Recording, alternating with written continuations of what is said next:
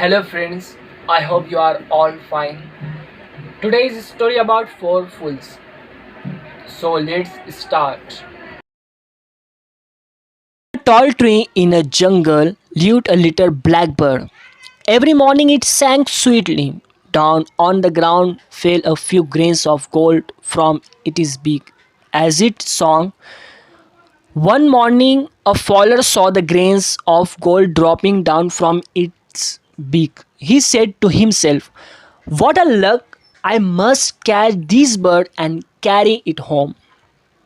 Every day it will give me grains of gold.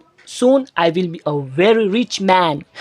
The fowler then spread a net on the ground and he sprinkled some grains of rice there. The blackbird saw the grains of rice and flew into the net. The fowler caught the bird and carried it home. From that day on, the fowler got a few grains of gold every day, and soon he became a very rich man. Then he thought that he must get some fame and honor, so he made a beautiful cage of gold and put the bird into it. Then he gave away the golden cage and the bird to the king and said, "Your Majesty, this bird will sing sweet songs in your palace and give you grains of gold every day." The king was glad to receive the present. He gave the fowler a seat of honor in his court. Soon, the king also had a lot of gold.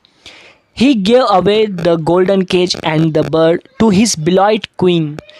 The queen set the bird free and gave the golden cage to the royal goldsmith.